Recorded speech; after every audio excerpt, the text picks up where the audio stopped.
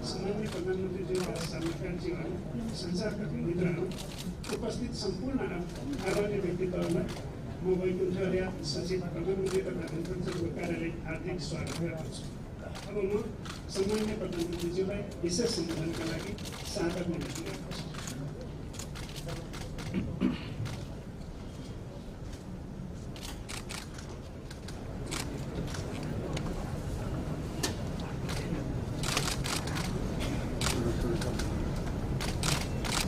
आदरणीय दिदीबहिनी तथा दाजुभाइहरू,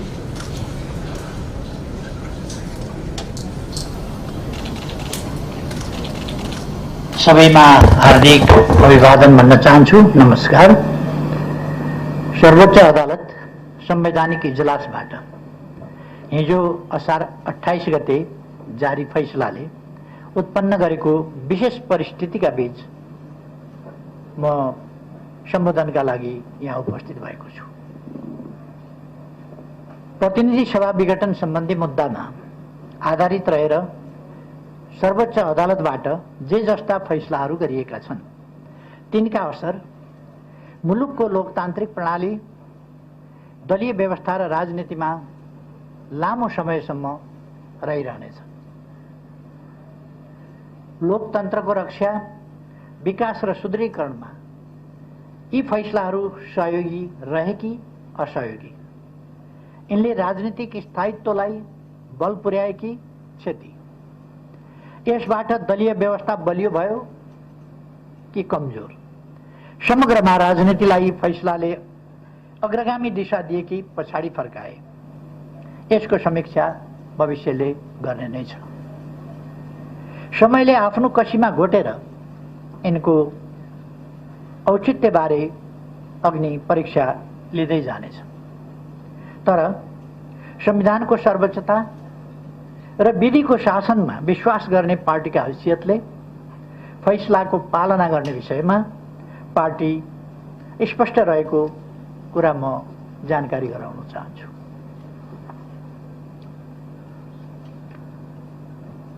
नेपालको संविधान अक्षरहरूको सँगालो मात्रै होइन, यो त नेपाली जनताको दशकौं लामो पसिना, संघर्ष र बलिदानको दस्तावेज हो। नेपाली जनताको विश्वास, भविष्य र सपना समेटिएको दस्तावेज हो। संविधानको निर्माण एवं रक्षामा निर्णायक तथा नेतृत्वदायी भूमिका खेलेको पार्टीका हैसियतले हाम्रो चासो र चिन्ता संविधानको रक्षामा हो। नेपाली जनताको बलिदानी संघर्षबाट प्राप्त लोकतन्त्रको सुदृढीकरणमा हो।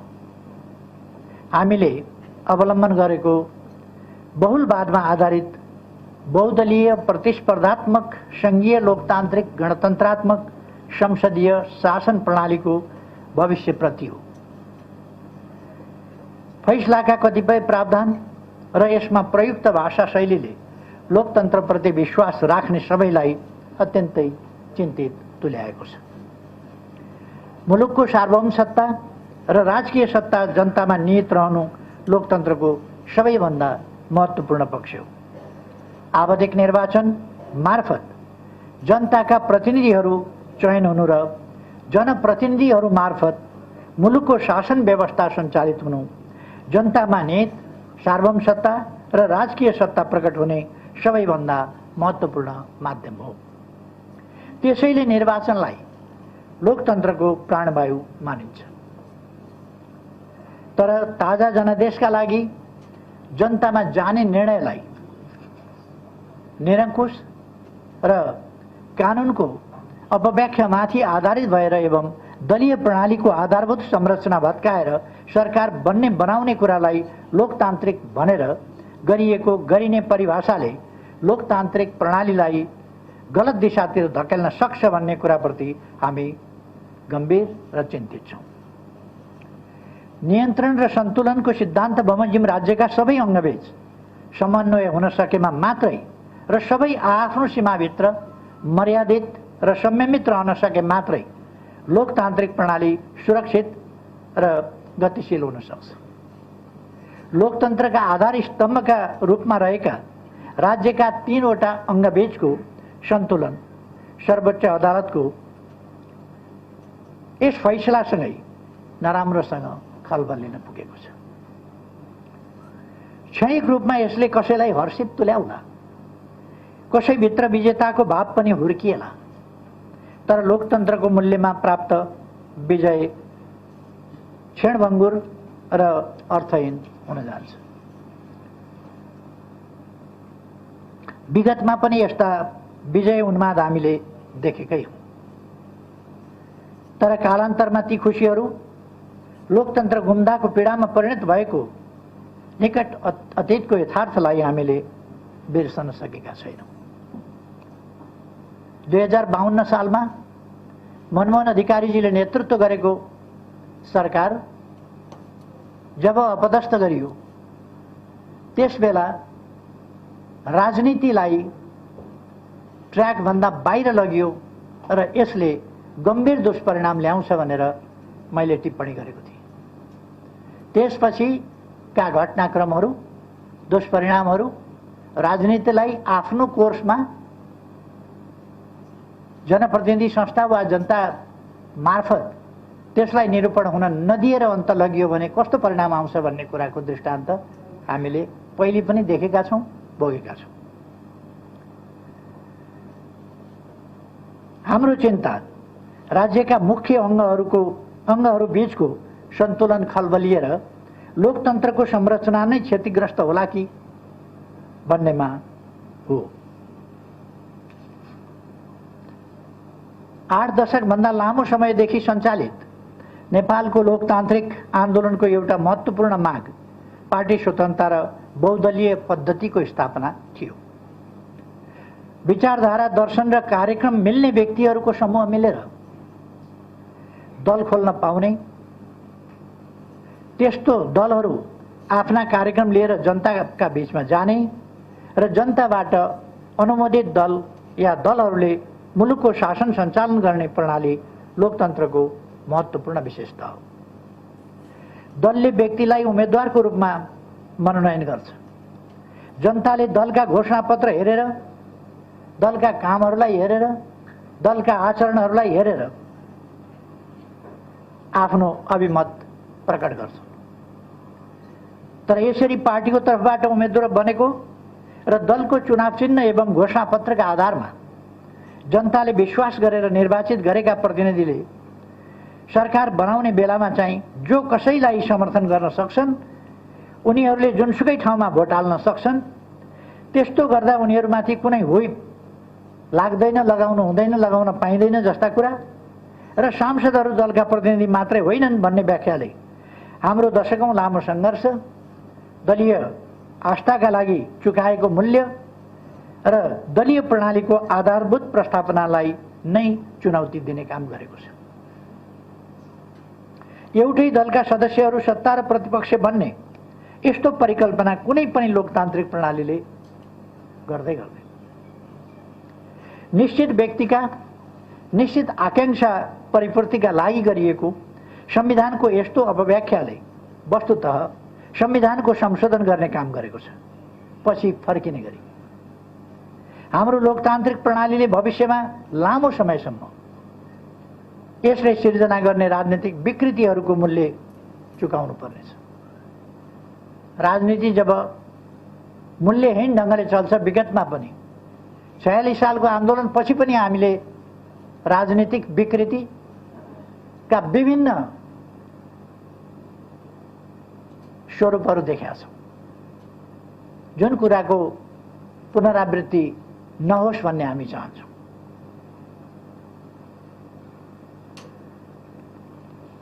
हाम्रो चिन्ता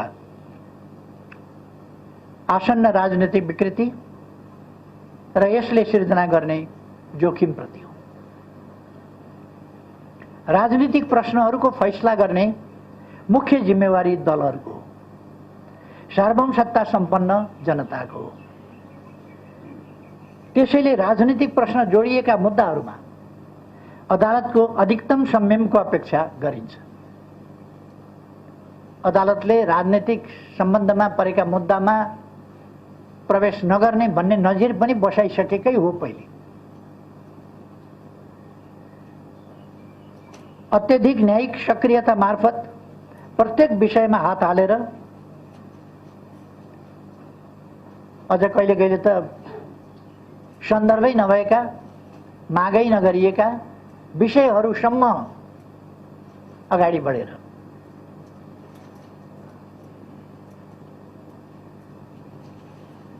अत्यधिक न्यायिक सक्रियता मार्फत प्रत्येक विषयमा हात हालेर त्यसरी न त गन्तव्यमा पुग्न सकिन्छ न त्यति ठूलो भारी बोक्ने सामर्थ्य यस्तो निकायमा हुन नै सक्छ। खेल खेल्ने जिम्मेवारी खेलाडीहरूको, तर रेफ्री स्वयंमा गोल गर्ने या खास पक्षलाई जिताउने इच्छा जागृत भयो भने त्यसले जोखिम निम्त्याउँछ। अझ सन्दर्भ नै नउठेका या वादी पक्षले मागदाबी नै नगरेका विषयमा पनि त्यस्ता विषयमा समेत फैसला दिँदा जटिलता मात्रै बढाउँछ। अहिले संवैधानिक नैतिकताको विषय पनि उठाइएको छ। मैले लोकतन्त्रका निम्ति सम्पूर्ण जीवन समर्पित गरेको छु। लोकतन्त्र मेरा निम्ति जीविका होइन, जीवन हो। हाम्रो चिन्ता राज्यका अङ्गहरूको निष्पक्षता, पवित्रता र स्वच्छतामाथि हो। खास प्रश्नमा दोहोरो मापदण्ड अपनाउन पुग्यो। खास फैसलाका बारेमा खास पक्षले हप्तौं अगाडि जानकारी पाउने अवस्था सिर्जना भयो र गरिएका निर्णयहरूको निष्पक्षतामाथि प्रश्न उठ्ने स्थिति बन्यो भने यस्ता संस्थाहरूप्रति जनताको विश्वास ह्रास हुने वा गुम्ने परिस्थिति सिर्जना हुन सक्छ, जुन बहुतै चिन्ताको विषय हो। र हामीले गरिरहेको चिन्ता पनि यही संस्थाहरूको विश्वसनीयतामाथि हो। राज्यका विभिन्न अङ्गहरू, निकायहरू, संस्थाहरूमाथि जनताको विश्वास उठ्यो भने त्यसले जनतामा नैराश्यता पैदा गर्दछ र त्यसका दुष्परिणामहरू भयावह हुन सक्दछ। अदालतको फैसलाका कारण म सरकारबाट बाहिरिनु पर्यो भनेर मैले यी प्रश्नहरू उठाएको होइन। सरकारबाट त म आजभन्दा 5 वर्ष अगाडि पनि यस्तै मध्य बर्खामा बाहिरिएको हो। त्यति बेला परिवेश भिन्न थियो। मैले त्यति बेला पनि भनेको थिएँ, कहिलेकाहीँ जनताको अपेक्षा र संसदीय अङ्कगणितका बीचमा विरोधाभास उत्पन्न हुन्छ। विरोधाभास त्यहाँ मात्रै उत्पन्न हुने रहन्छ। जनताको आकांक्षा र अरू विभिन्न प्रकारका आकांक्षाहरूका बीचमा पनि विरोधाभास पैदा हुने रहेछ।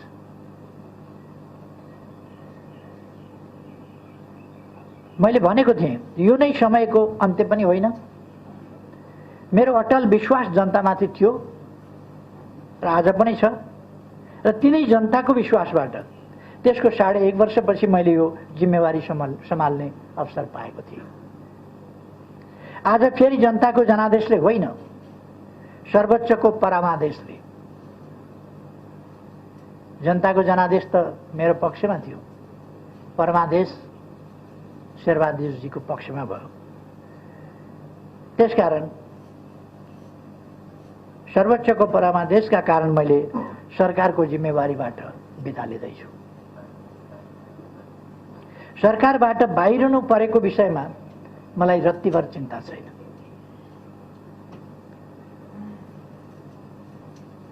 यसकारण पनि चिन्ता छैन कि मैले देश र जनताप्रति सम्पूर्ण निष्ठाका साथ र इमान्दारिताका साथ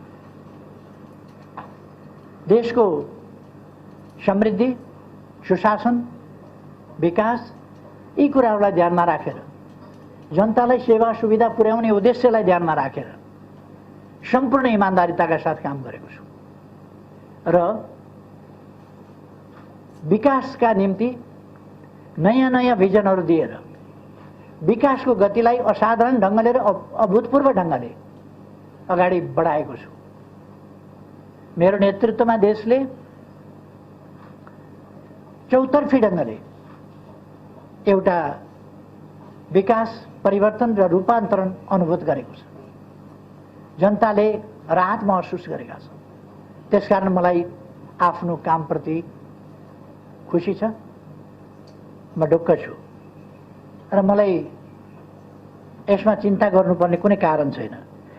चिन्ता त कुनै व्यक्तिसँग प्रतिशोध साध्न वा कुनै व्यक्तिका आकांक्षा परिपूर्ति गर्न मुलुकको लोकतान्त्रिक प्रणाली, संवैधानिक व्यवस्था र दलीय प्रणालीमाथि जस्तो खेलाची हुँदैछ त्यसप्रति।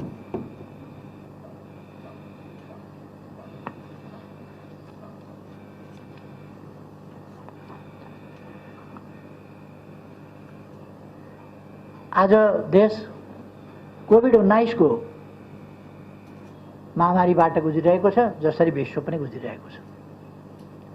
म विगतका विवरणहरूतिर जान चाहन्न।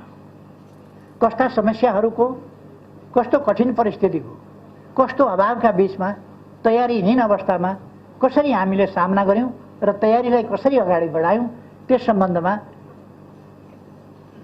सिंगै देश जानकार छ। मैले अहिले दोहोऱ्याइरहनु पर्ने जस्तो लाग्दैन। अहिलेको प्रश्न भनेको खोपको आपूर्ति हो मूल प्रश्न। अब हामी कोभिड-19 लाई नियन्त्रण गर्ने चरणमा प्रवेश गरेका छौं र हामीले अब सम्पूर्ण नेपाली जनतालाई खोप लगाउने, खोप उपलब्ध गराउने प्रबन्ध गरेका छौं र देश खोप युक्त अवस्थामा सबैलाई पुर्याउने त्यस बाटोमा अगाडि बढिसकेका छ। खोपको माग र आपूर्ति बीचको ठूलो असन्तुलन, खोपको असमान वितरण र खोप राष्ट्रवाद जस्ता असहजताका बीचमा पनि नेपालले कोभिड विरुद्धको खोपलाई तीव्रता दिएको छ। हामी खोपका उत्पादक होइनौं, तर हामीले छोटो समयमा नै आफ्ना नागरिकलाई खोपको व्यवस्था गरेका छौं र मोटामोटी रूपमा या ठूलो मात्रामा मूलतः यस सन् 2021 भित्र हामीले मूलतः ठूलो जनसङ्ख्यालाई खोप लगाइसक्नेछौँ। केही बाँकी रहला, त्यसलाई पनि लगाउँदै जानेछौँ र अब लगातार खोप लगाएर सम्पूर्ण जनतालाई खोप सुविधा उपलब्ध गराउनेछौँ। हालसम्म पहिलो डोज खोप प्राप्त गर्नेको संख्या 26,11,807 पुगेको छ। दोस्रो डोज प्राप्त गर्ने 9,32,868 पुगेको छ। खरिद गरिएको 50 लाख मात्रा र अनुदानमा 21 लाख मात्रा गरेर 1,31,00,000 मात्रा सुनिश्चित भइसकेको छ। 2 करोड भन्दा बढी मात्रा खोप खरिदको प्रक्रिया टुङ्गो लागेको छ। आगामी केही महिनाभित्रै सबै नेपालीहरूले खोप पाउने सुनिश्चित आधार तयार भएको छ। प्रतिकूल अवस्थामा पनि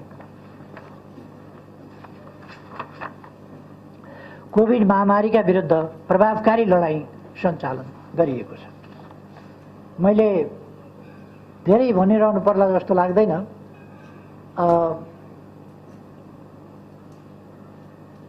हामीले भारतबाट अनुदान 10 लाख र 1 लाख गरेर 11 लाख डोज प्राप्त गर्यौं र चीनबाट र 10 लाख थप खरिद गर्यौं। चीनबाट 40 लाख डोज हामीले खरिद गरेका छौं, जसमध्ये 8 लाख आइसकेको छ र अरु 32 लाख क्रमशः आउँदै जान्छ। खोप लगातार हामी लगाउँदै जान्छौं र खोप आउँदै पनि जान्छ। थप 60 लाख डोज खरिद प्रक्रिया अगाडि बढेको छ। अमेरिकाबाट उपहार स्वरूप हिजो मात्रै हामीले 15 लाख चान्चन डोज जोन्सन एन्ड जोन्सन जो एक मात्र खोप लगाए हुन्छ, दोहोऱ्याएर लाउनु पर्दैन, त्यो प्राप्त गरेका छौं। चीनबाट प्राप्त अनुदान 18 लाख डोज, 16 लाख डोज अनुदान दिने नयाँ घोषणा भएको छ। जापानबाट आज मात्रै घोषणा भएको छ अस्ट्रेजेनिका करिब 16 लाख, जो भारतबाट आएको खोपको 1 डोज मात्रै लगाएर बाँकी रहेको जनसङ्ख्या थियो, त्यसलाई पनि डबल डोज अब दिन सकिन्छ। कोभ्याक्स अन्तर्गत 3,48,000 आएको छ र 3,50,000 आउँदैछ। कोभ्याक्स सुविधा अन्तर्गत 60 लाख डोज क्रमशः प्राप्त हुनेछ। जोन्सनको 50 लाख, मोडर्नाको 40 लाख, फाइजरको 40 लाख र कोभिशिल्ड एक्स्ट्राजेनेकाको 20 लाख गरी 1,50,00,000 डोज सुविधा मूल्यमा प्राप्त भएको छ हुँदैछ। बालबालिकालाई दिन मिल्ने फाइजरको 60 लाख डोज खरिद प्रक्रिया अगाडि बढेको छ। अर्थात् अब हामीलाई खोपको अभाव छैन। हुन त मलाई थाहा छ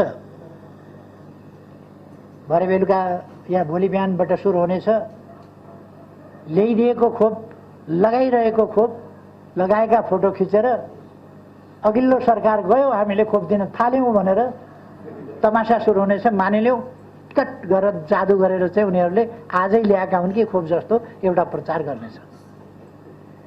मलाई प्रचारको कम्पिटिसन गर्नु छैन। मैले देश र जनताका निम्ति काम गर्ने हो र देश र जनताका निम्ति अत्यन्तै गम्भीरताका साथ काम गरेको छु।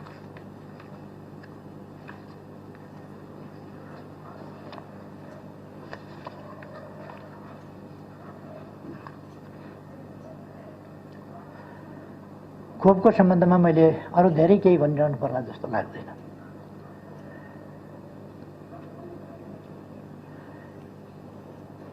आदरणीय दिदीबहिनी दाजुभाइहरू, तपाईहरूको विश्वास प्राप्त गरेर सरकारको नेतृत्व गरेको झन्डै 3.5 वर्षको अवधि, अर्थात् 3 वर्ष 5 महिना लगभग पुरा भएको छ।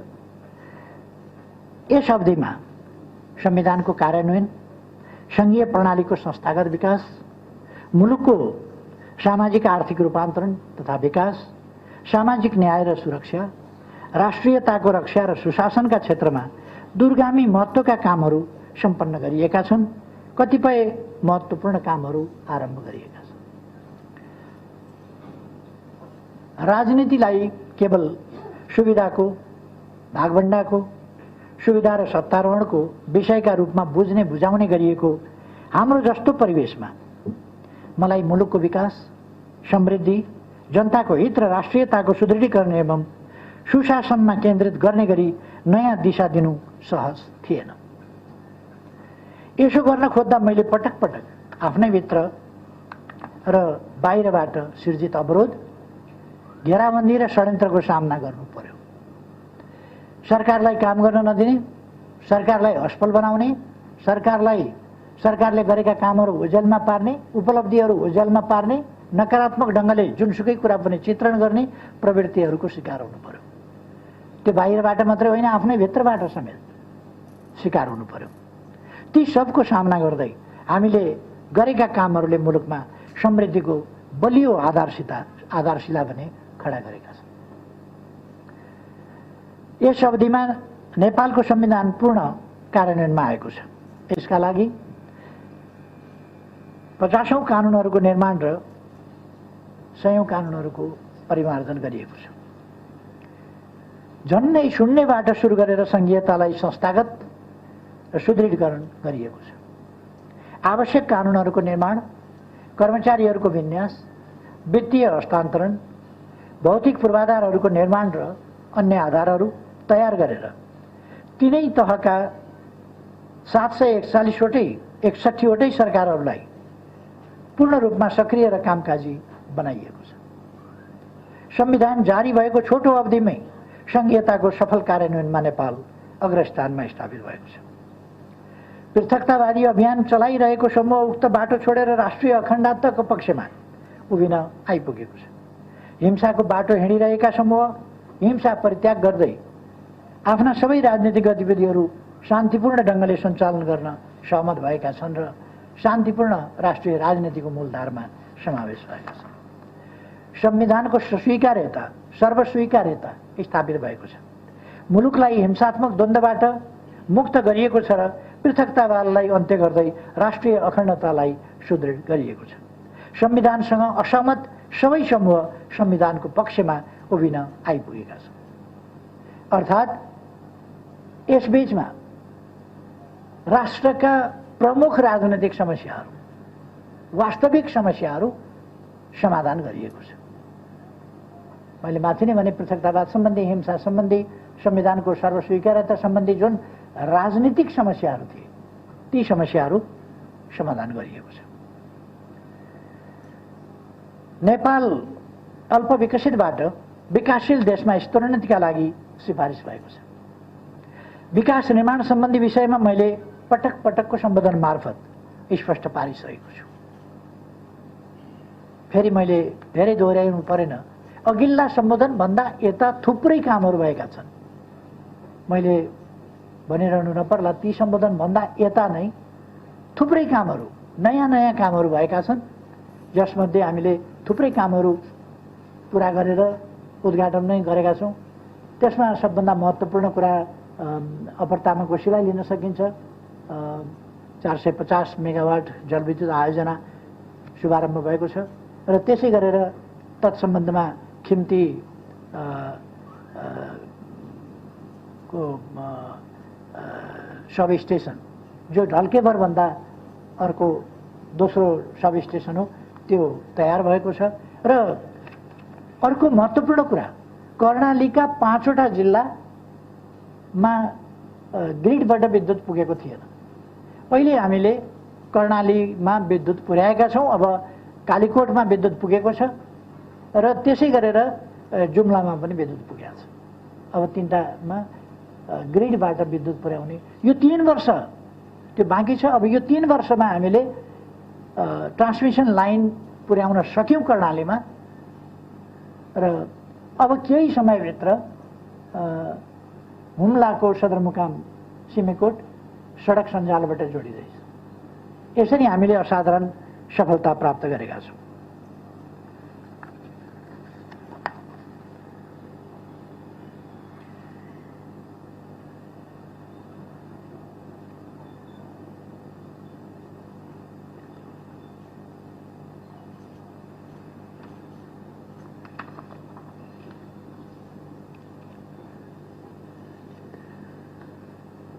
आदरणीय दिदीबहिनी तथा दाजुभाइहरू, यस बीचमा हाम्रो देश बाढी पहिरोबाट नराम्ररी आक्रान्त भएको छ। धेरैले जीवन गुमाउनु परेको छ। यति बेला म कोभिड-19 बाढी पहिरोबाट जीवन गुमाउनु हुनेहरू सबै दाजुभाइ दिदीबहिनीहरूप्रति हार्दिक श्रद्धा सुमन अर्पण गर्न चाहन्छु। घाइते हुनुहुन्छ जो, उहाँहरूको शीघ्र स्वास्थ्य लाभको कामना गर्न चाहन्छु र सम्पूर्ण उपचारको व्यवस्था सरकारले गरिआएको छ। परीक्षण, उपचार सबै व्यवस्था सरकारले गरिआएको छ। अब पनि त्यो कुरालाई जारी राख्नेछ। बाढी पहिरोको सम्बन्धमा हामीले तत्काल उद्धारका कामहरू, हेलिकप्टर, सेना, प्रहरी, सशस्त्र प्रहरी, राष्ट्रसेवक कर्मचारीहरू, जनप्रतिनिधिहरू, पार्टीका राजनीतिक दलका कार्यकर्ताहरू, सांसदहरू लगायतका सबै जनप्रतिनिधिहरू र विभिन्न समाजसेवी परोपकारी सङ्घ संस्थाहरू समेतको अत्यन्त उत्साहजनक सहभागितामा हामीले बाढी पहिरो जस्ता कुराहरूको अभर परेका ठाउँहरूमा उद्धार कार्य पुर्याएका छौँ र राहत वितरणका कामहरू पनि भएका छन्। पछिल्लो समयमा अस्ति केही दिन अगाडि मात्रै, कति गते हो, 26 या 27 गते, कति गते म मेलम्ची 27 गते 27 गते 26 गते पऱ्यो। 26 गते म मेलम्ची आफै हेर्न गएको थिएँ र मैले त्यहाँ हालका लागि उहाँहरूले 1000 बन्डल जस्ता पाताको माग गर्नुभएको थियो अस्थायी प्रबन्धका लागि। मैले पुग्दो गरी तपाईँहरू प्रयोग गर्नुहोस् जस्ता पाताहरू भनेर 1500 बन्डल जस्ता पाताहरू उहाँहरूलाई उपलब्ध गराउने घोषणा गरेको छु र अस्थायी प्रबन्धका लागि 50,000 रुपैयाँ हरेक परिवारलाई अस्थायी प्रबन्धका लागि उपलब्ध गराउने र यसपछि हिमाली भेगमा 5 लाख, पहाडी क्षेत्रमा 4 लाख र तराईमा 3 लाखका दरले यस्ता प्राकृतिक विपत्तिहरूमा परेका जनतालाई सहयोग उपलब्ध गराउने पनि सरकारको घोषित नीति नै रहेको कुरा पनि म जानकारी गराउन चाहन्छु। हामी पुनर्निर्माणका काममा लागेका छौँ। मेलम्चीको मुहानमा समस्या परेको छ र त्यो समस्या हामी छिटै अन्त्य गर्ने र यसै वर्षभित्र भनेको सन् 2021 भित्रै मेलम्चीको पानी पुनः काठमाडौँ ल्याउने हामीले प्रबन्ध गरेका छौँ र पुनर्निर्माणको कामलाई सुरक्षित पुनर्निर्माण त्यसमा हामी ध्यान दिनेछौँ भन्ने कुरा म जानकारी गराउन चाहन्छु। आदरणीय दाजुभाइ दिदीबहिनीहरू, आजको अवस्था भनेको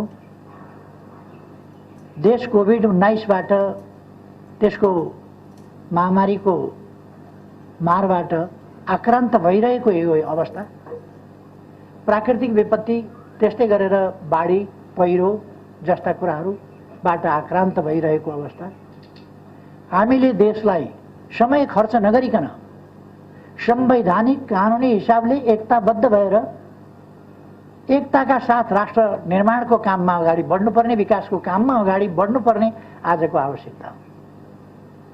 तर मलाई दुःख लाग्छ यस्तो अवस्थामा द्वन्द्व बढाउने, परस्परमा असमझदारी घृणा बढाउने र त्यो असमझदारी र घृणाबाट मुलुकलाई द्वन्द्वतर्फ धकेल्न खोज्ने प्रयासहरू भइरहेका छन् र एउटा गम्भीर षड्यन्त्र लोकतन्त्रका विरुद्ध भइरहेको छ। म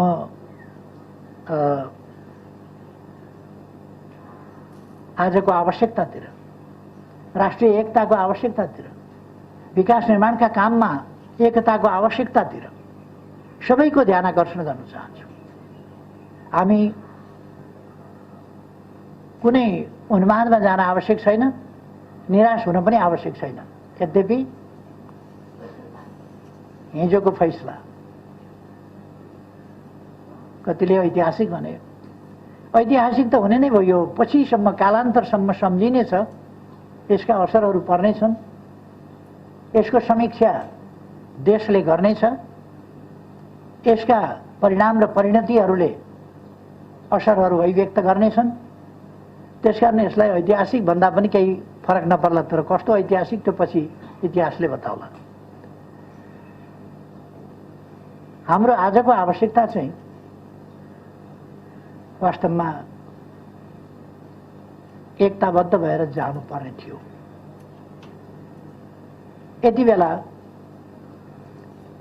राष्ट्रिय सार्वभौम सत्तालाई, स्वाधीनतालाई वास्तविक अर्थमा सबल बनाउँदै जानुपर्ने त्यो आवश्यकता थियो। तर त्यस्तो हुन सकेन। आजको राजनीति विपरीत दिशामा लान खोजिँदैछ। देशमा निर्वाचन बाँकी अवधि संसद चलोस्, मेरो शुभकामना छ।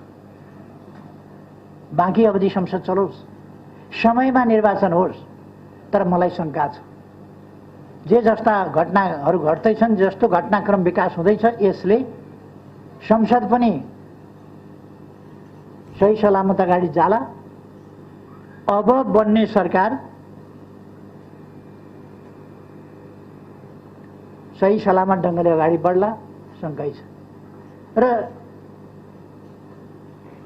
यसले विगतमा यसमा अग्रणी भूमिका खेल्ने पात्रहरू परिचित पात्रहरू छन्। मैले धेरै भनिरहनु पर्दैन, परिचित पात्रहरू छन्। उनीहरूको इतिहास, उनीहरूको भूमिका, यो सबै कुरा पनि देशलाई थाहा छ, जनतालाई थाहा छ। मैले केही भनिरहनु पर्ला जस्तो लाग्दैन। यसपल्टको फैसलाले मेरो बारेमा पनि निकै धेरै प्रश्नहरू उठाएको छ। मैले झन्डै 6 दशक लोकतान्त्रिक आन्दोलनमा बिताएको छु। मैले अघि पनि भने, लोकतन्त्र मेरा लागि जीविकाको विषय होइन, लोकतन्त्र मेरा लागि जीवनको विषय हो। मैले आफ्नो सम्पूर्ण जीवन एक अवधि, एक चुनाव, एक फैसला,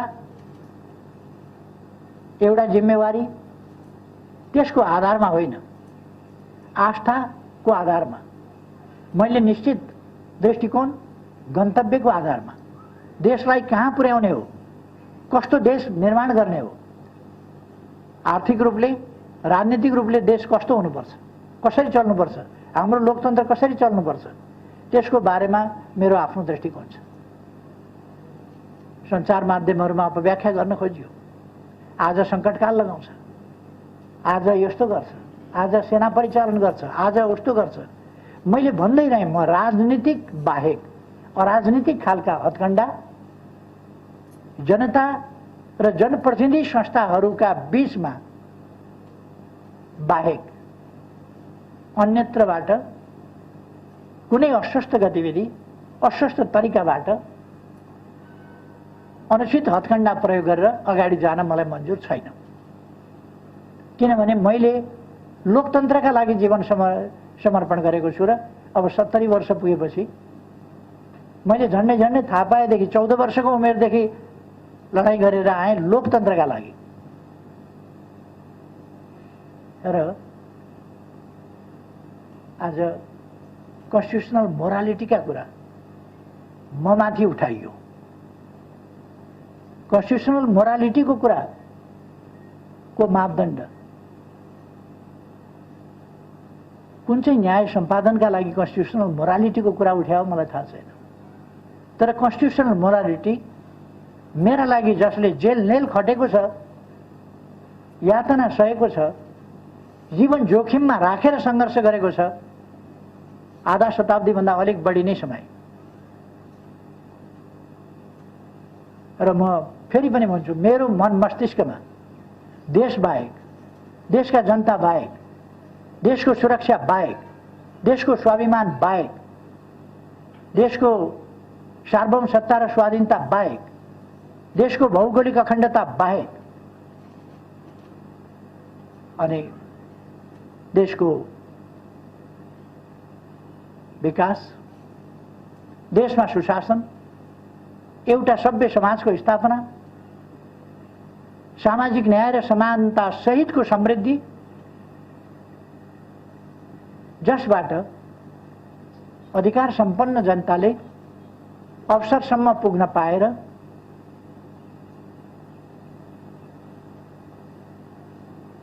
निर्भय जीवन बाँच्न पाउने, निर्भय जीवन बाँचेर सम्मानजनक ढङ्गले समान हैसियतमा बाँच्न पाउने अधिकार राखुन्। त्यो स्थिति निर्माण गर्न सकियोस् र नेपाललाई सुखी नेपालीको देश बनाउन सकियोस्। सुन्दर, समृद्ध, सुशासनयुक्त, सुसभ्य देश होस् र सुखी नेपाली जनता हौं। यसका निम्ति लोकतान्त्रिक प्रणाली चाहिन्छ। त्यस्तो प्रणाली चलाउन लोकतान्त्रिक संविधान र कानुन चाहिन्छ। त्यसलाई सञ्चालन गर्न त्यो संविधान बमोजिम अगाडि बढ्ने इमानदार अठोट चाहिन्छ।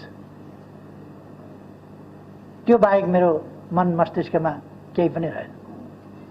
मैले आफ्नो स्वार्थलाई महत्त्व दिनुपर्ने कहिल्यै परिस्थिति पनि बनेन र म दिँदा पनि दिन्न। म देशवासी सम्पूर्ण दिदीबहिनी दाजुभाइहरूमा भन्न चाहन्छु, म सरकारमा जाँदा होस्, सरकारमा बसेर काम गर्दा होस् अथवा सरकारबाट जनताले हटाएको होइन मलाई। फेरि पनि म भन्न चाहन्छु, जनताको बीचमा जाने दिन आओस्, त्यति बेला यी कुराहरूको फैसला जनताले दिनेछ। आज म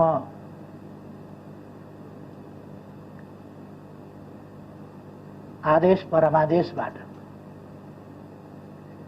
सरकारबाट हटेको छु, तर मेरो प्रतिबद्धता, मेरो देश र जनता प्रतिको प्रतिबद्धता सरकारमा हुँदा वा नहुँदा, जेलमा बस्दा पनि म यत्तिकै निष्ठाका साथ बसेको थिएँ, यत्तिकै आशावादिताका साथ बसेको थिएँ। जति बेला निरङ्कुश राजतन्त्र थियो, जति बेला तानाशाही व्यवस्था थियो, पञ्चायती तानाशाही, निर्दलीय निरङ्कुश व्यवस्था, त्यति बेला नेल हत्कडी लगाएर चिसो छिणीमा राखिँदा पनि मेरो विश्वास, लोकतन्त्रप्रतिको विश्वास, देश र जनताप्रतिको माया किञ्चित कम भएको थिएन। आज पनि हुँदैन। म फेरि आफ्नो कर्तव्य पालनामा, देश र जनतालाई शिरमा राखेर कर्तव्य पालनाको आफ्नो यात्रामा निरन्तर अगाडि बढिरहनेछु। यो कुरा म सबै दाजुभाइ दिदीबहिनीहरूलाई आग्रह गर्न चाहन्छु, निवेदन गर्न चाहन्छु। नेकपा एमालेको सरकार ढलाइयो। यो सरकार किन ढलाइयो भने यस सरकारले देशको सार्वभौम सत्ताको पक्षमा दृढताका साथ काम गर्यो। विकासका कामलाई तीव्रताका साथ अगाडि बढायो, सुशासनका निम्ति अथक प्रयास गर्यो, जनतालाई राहत सुविधा पुर्याउने कुरामा, जनतालाई अधिकार सम्पन्न बनाउने कुरामा, ज्येष्ठ नागरिकदेखि बालबालिका, अपाङ्गता भएका व्यक्तिहरू, पछाडि परेको समुदाय, उनको बारेमा चिन्ता गर्यो। उनीहरूलाई कसरी माथि उठाउन सकिन्छ र अगाडि बढाउन सकिन्छ त्यसमा चिन्ता गर्यो सरकारले र यी दिशाहरूमा थुप्रै कामहरू गर्यो। अरू त कुनै कारण छैन यो सरकार हटाउनु पर्ने, कुनै कारण छैन। कुनै राजनीतिक दल छटपटाउनु पर्ने त कुनै कारण छैन। जनताका बीचमा जाउँ भन्दा नजाने, जान आँट नगर्ने। जनता भनेको सुन्ने बित्तिकै, निर्वाचन भने सुन्ने बित्तिकै थर्र हुने अनि अदालत गएर मुद्दा लडेर करेसाबारीको झगडा हो यो। गजबसँग प्रधानमन्त्री विश्वको इतिहासमा पहिलोपल्ट सम्मानित अदालतबाट प्रधानमन्त्री तोकियो। प्रधानमन्त्री हटाइयो, प्रधानमन्त्री तोकियो। यही विश्व न्याय प्रणालीको रूपमा अनुकरणीय भएछ, अनुसरणीय भएछ भने विडम्बना भन्नु पर्ला। तर यो मैले अघि नै भने, यो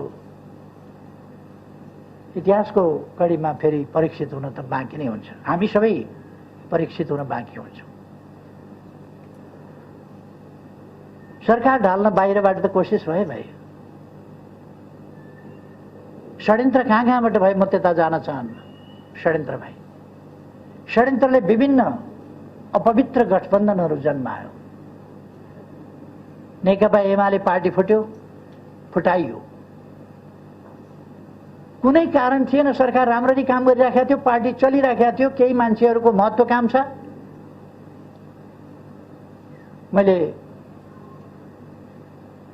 पदको अगस्त्य महत्त्वाकांक्षा भनेको थिएँ, कहिल्यै तृप्त नहुने महत्त्वाकांक्षा।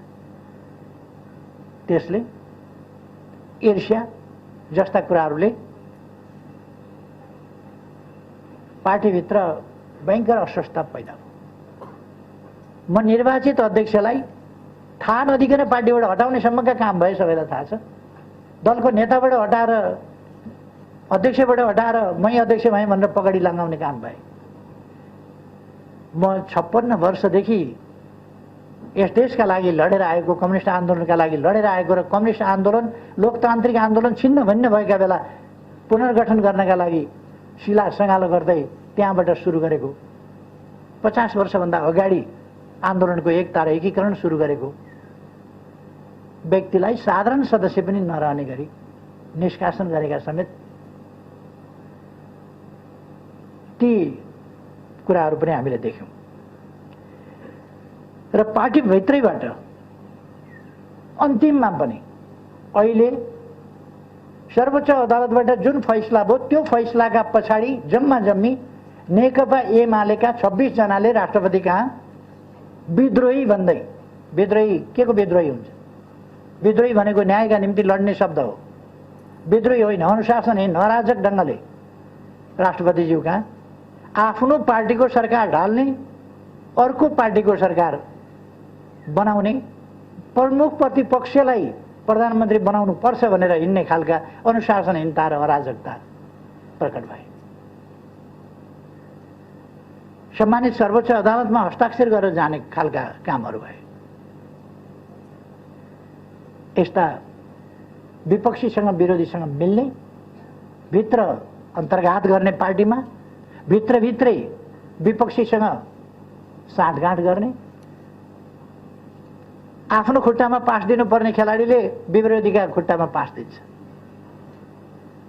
आफू गोलरक्षक हुनुपर्ने ठाउँमा पोस्ट खाली गरिदिन्छ, पोस्टमा कोही बस्यो भने त्यसलाई लखेट्न खोज्छ।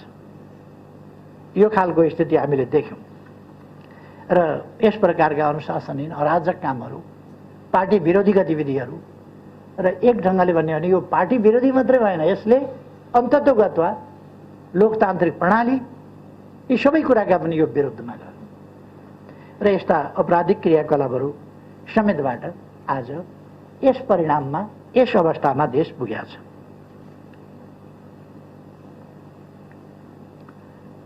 राष्ट्रमा एउटा उत्साह आएको थियो। विकास हुन सक्ने रहेछ, हामी गर्न सक्ने रहेछौँ। हामीले देशलाई सुरुङ युगमा प्रवेश गरायौँ, हामीले तुइनहरू विस्थापित गर्यौँ, धेरै ठुलो मात्रामा बाटाहरू बनायौँ, हाइवेहरू बनायौँ, सडक पुलहरू बनायौँ, स्कुलहरू बनायौँ, कलेजहरू बनायौँ, पुनर्निर्माणका विशाल कामहरू गऱ्यौँ। र यो सबै देख्दाखेरि विकास हुन सक्ने रहेछ भनेर विश्वास जनतामा पलायो। त्यो विश्वास त्यसबाट आत्तिएकै तत्त्वहरूले यो सरकार लोकप्रिय हुन थाल्यो, यसले विकास गर्यो भनेर यसका विरुद्ध विषवमन गर्ने, अफवाह फैलाउने, झुटा कुराहरू प्रचार प्रसार गर्ने क्रियाकलापहरू मचाइरहे, जसले गर्दाखेरि आज जनतामा अलिकति केही अन्यल भ्रम पार्ने कोसिस भएको छ। कति पर्छ त्यो आफ्नो ठाउँमा होला। र म भन्न चाहन्छु, हामी जनतालाई अन्यलमा पर्न, भ्रममा पर्न दिँदैनौँ। कुनै पनि हिसाबले यस देशको सार्वभौम सत्ता, यस देशको स्वाधीनता, यस देशको भौगोलिक अखण्डता, यस देशको राष्ट्रिय हित, लोकतन्त्र, लोकतन्त्रका मूल्य मान्यता सहितको लोकतन्त्र, लोकतन्त्र सजीव अभ्यास सहितको लोकतन्त्र, यसमा हामी पछाडि पर्न दिँदैनौँ। हामीले थालेका विकास प्रयासहरूका अभियानहरूलाई किञ्चित हामी अल्पत्र पर्न दिँदैनौँ।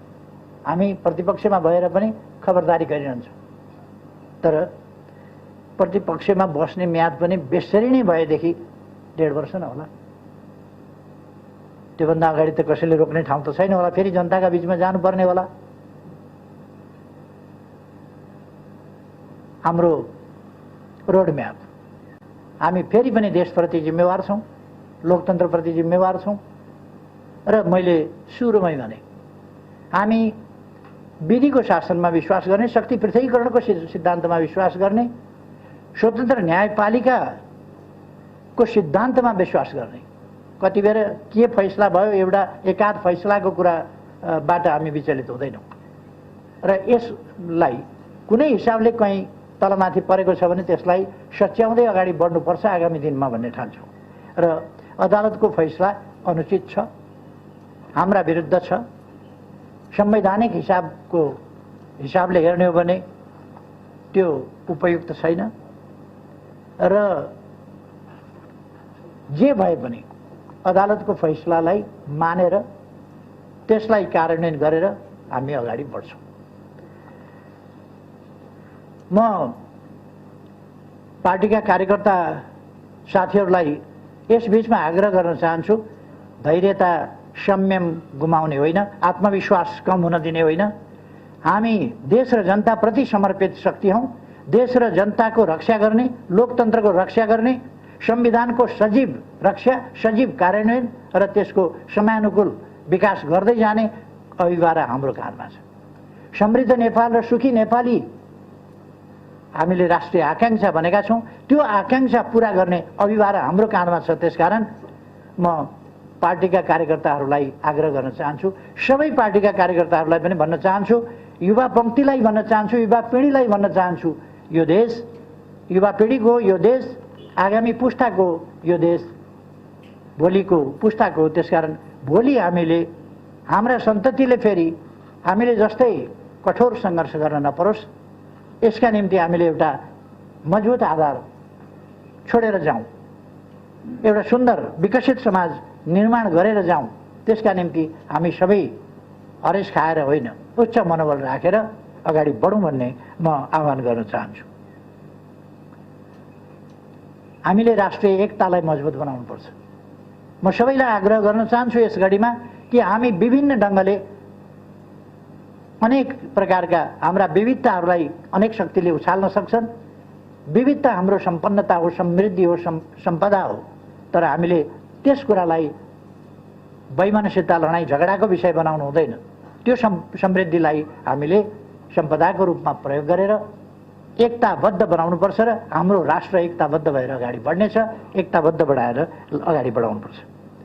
हामीले एकताबद्ध राष्ट्र, सुदृढ राष्ट्र, त्यसका निम्ति योगदान गरौँ र लोकतन्त्रको रक्षा गर्दै अगाडि बढ्न म फेरि एकपल्ट सबैमा हार्दिक आग्रह अनुरोध गर्न चाहन्छु।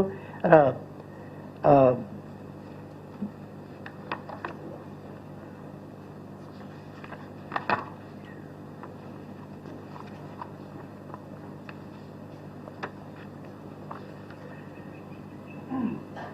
अन्त्यमा यस अवधिमा हामीलाई साथ सहयोग र उत्साह प्रदान गर्ने सम्पूर्ण दाजुभाइ दिदीबहिनीहरूप्रति हार्दिक आभार व्यक्त गर्न चाहन्छु। मैले नेतृत्व गरेको मेरो नेतृत्वमा सञ्चालित सरकार ऐतिहासिक रूपमा सफल सरकार। यसको सफलतामा धेरैको योगदान छ र तपाईहरू सबैको सद्भावले यो सफलता प्राप्त भएको र हामीलाई अहिले पनि ऊर्जा दिइरहेको छ। आम नेपाली दाजुभाइ दिदीबहिनीहरू, देशभित्र देश बाहिर रहेका सबै राष्ट्रसेवक कर्मचारी साथीहरू, सुरक्षा कर्मीहरू, कोभिड विरुद्धको लडाईँमा अग्रमोर्चामा खटिएका डाक्टर, नर्स, स्वास्थ्यकर्मी अरू तमाम साथीहरू सबैप्रति म हार्दिक धन्यवाद भन्न चाहन्छु। हाम्रो विकास प्रयासमा निरन्तर सहयोग दिने मित्र राष्ट्रहरू र त्यहाँका राष्ट्र प्रमुख, सरकार प्रमुखहरू प्रति पनि म हार्दिक धन्यवाद भन्न चाहन्छु। अहिले भर्खरै मैले कोभिड-19 सम्बन्धमा त्यसको विरुद्धमा खोपको कुरा गरेँ। यदि मित्र राष्ट्रहरूको साथ सहयोग हुँदैन थियो भने, उहाँका राष्ट्र प्रमुख, सरकार प्रमुखहरूको साथ सहयोग हुँदैन थियो भने यो सफलता हामीले प्राप्त गर्न सक्दैनथ्यौँ। त्यसकारण म सबैप्रति आभार व्यक्त गर्न चाहन्छु। लोकतन्त्रको रक्षा र सुदृढीकरणका लागि हामी 24 घण्टा सजग भएर अब पनि खडा हुनेछौँ। थालिएका अग्रगामी कदमहरूको निरन्तरताका लागि खबरदारी गरिरहनेछौँ। मुलुकलाई अस्थिरतातिर, अर्थतन्त्रलाई ओह्रालो दिशातिर, जनतालाई अन्धकारतिर र संविधानलाई सङ्कटतिर धकेल्ने प्रयासका विरुद्ध हामी चट्टान बनेर उभिनेछौँ। मेरो पूर्ण विश्वास छ मुलुकले सुरु गरेको अग्रगतितिरको यात्रा कसैले पनि बिथोल्न सक्ने छैन र हामी त्यो बिथोल्न दिने पनि छैनौँ। बादलले एकछिन अँध्यारो पार्न सक्ला, घामलाई छेक्न सक्ला, तर सूर्यको प्रकाशलाई कसैले पनि निस्तेज पार्न सक्दैन। नेपाललाई समृद्ध र नेपाली जनतालाई सुखी बनाउने महान अभियानमा म र मेरो पार्टी सधैँभरि अग्रमोर्चामा डटिरहनेछ। एकछिन बादल लागेको छ, फेरि सूर्य बादल हटाएर उदाउनेछ। सबैमा धेरै धेरै धन्यवाद।